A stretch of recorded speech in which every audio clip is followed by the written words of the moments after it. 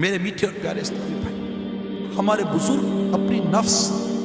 پر قابو پانے کی کوشش کرتے نیکیاں کریں اور خود کو جہنم کی آگ سے بچائیں، جہنم کے شعلوں کا تصور باندھتے تھے، مگر ہم ہیں، ہمیں جہنم کے تصورات آتے کتنے،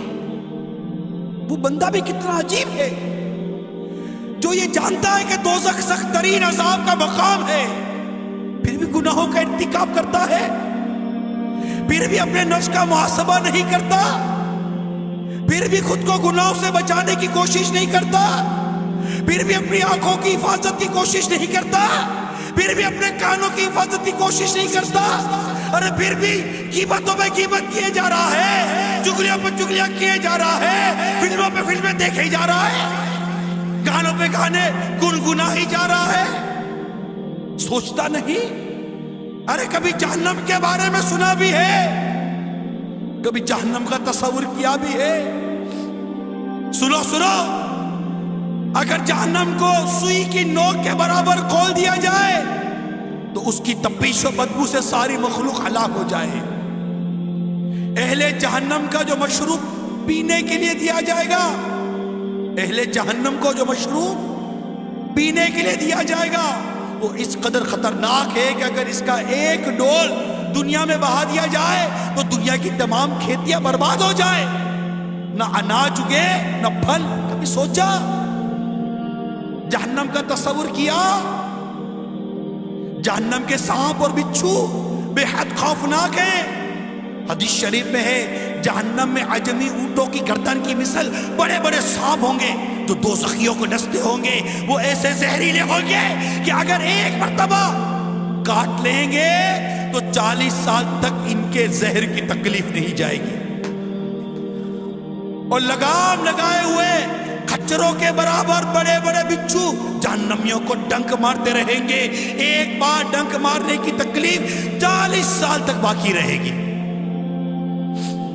ترمذی کی روایت میں ہے جہنم میں سعود نامی آگ کا ایک پہاڑ ہے جس کی بلندی 70 برس کی راہ ہے، کافر جہنمیوں کو اس پر چڑھایا جائے گا، 70 برس میں وہ اس بلندی پر پہنچیں گے، پھر اوپر سے انہیں گرایا جائے گا تو 70 برس میں وہ نیچے پہنچیں گے،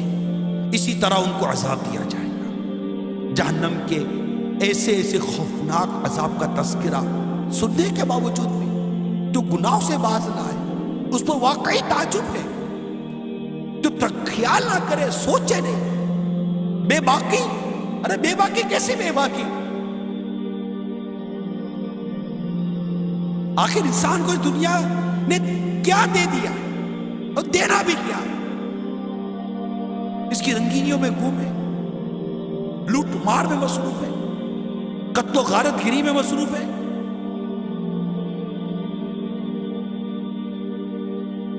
حلال حرام کی کوئی تمیز نہیں،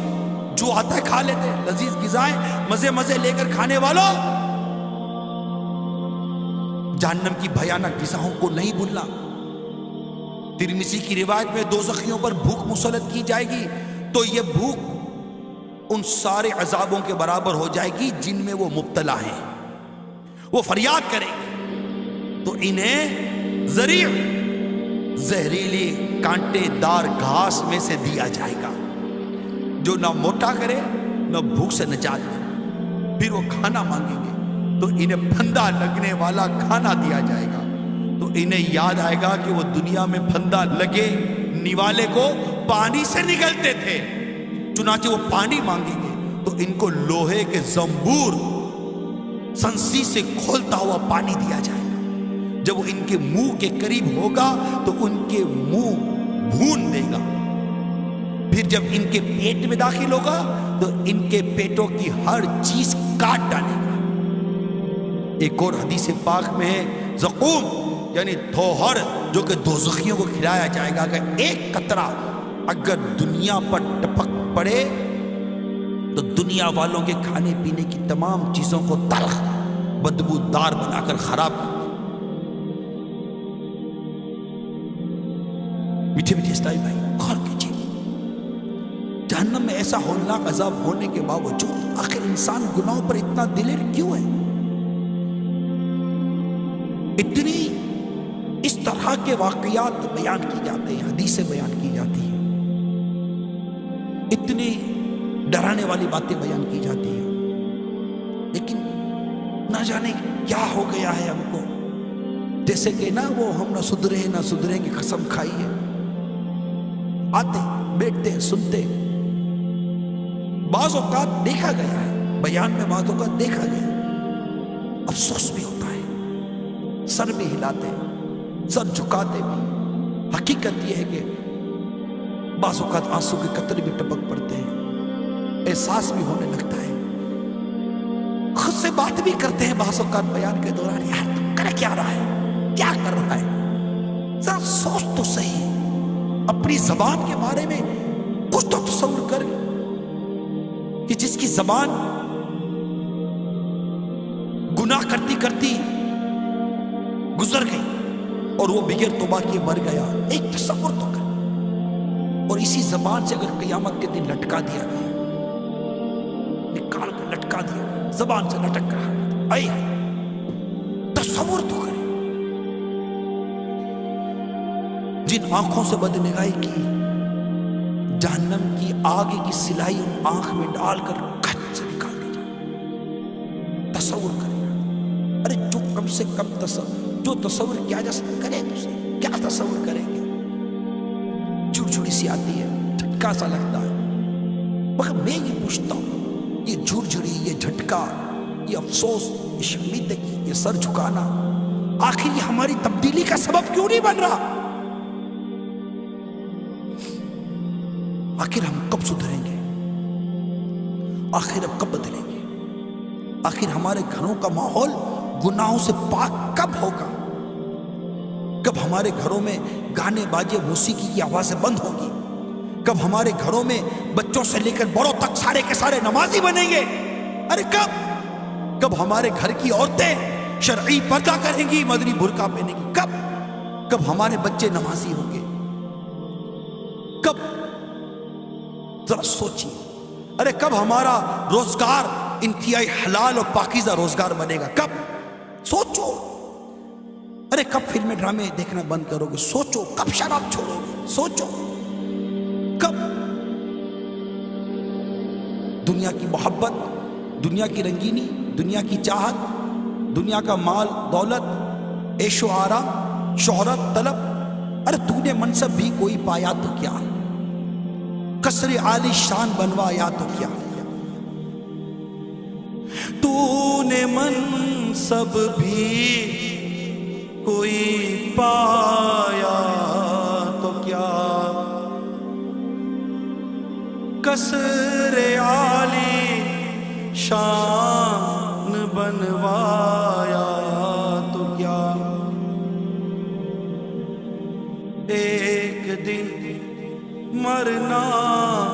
ہے، آخر موت ہے، کرنا ہے آخر موت ہے، کر لے جو کرنا ہے آخر موت ہے۔ ارے کتنی موت کی خبریں سنتے رہتے ہیں، ارے کبھی موت کی خبروں کو سن کر اپنی موت یاد آئی ہے یا نہیں آئی کبھی؟ کہ میں بھی مروں گا، کسی دن میرا بھی پیغام ہو سکتا ہے دنیا میں نشر کیا جائے گا کہ یہ بھی مر گیا، یہ بھی گیا، اس کا ٹائم بھی پورا ہو گیا، فلاں دن فلاں نماز کے بعد اس کا بھی نماز جنازہ ہے، کیسے؟ بس مر گیا، مرنا تو ہے نا، بھی یہی ناز اٹھانے والے منو مٹی تلے قبر میں داب کر آ جائیں گے، اکیلے اندھیری قبر میں اکیلے ہوں گے، کوئی نہیں آئے گا، کوئی نہیں آئے گا، ماں باپ بھی نہیں ہوں گے، بیوی بچے بھی نہیں ہوں گے، دوست یار بھی نہیں ہوں گے، کوئی بھی نہیں ہوگا، قبر میں مجھ کو تنہا لٹا کر چل دیے ہائے سارے برادر، قبر میں مجھ کو تنہا لٹا کر چل دیے ہائے سارے برادر، دل اندھیرے میں گھبرا رہا ہے، دل اندھیرے میں گھبرا رہا ہے، دل اندھیرے میں گھبرا رہا ہے، مولا دل اندھیرے میں گھبرا رہا ہے، یا خدا تجھ سے میری دعا ہے۔ ان لوگوں میں رہ کر قبر کو بھولنے والا، ان لوگوں میں رہ کر قبر کو بھولنے والا، اس قبر کو یاد کرو جس میں تنہا رہنا۔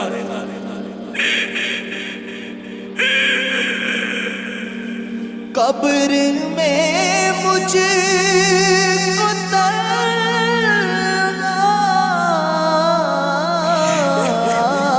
قبر میں مجھ کو تنہا لٹا کر چل دیے ہائے سارے برادر،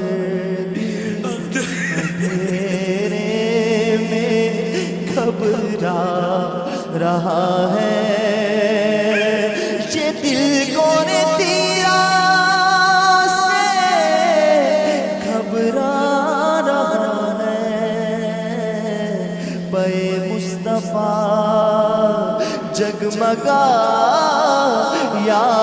الہی، قبر میں مجھ کو تنہا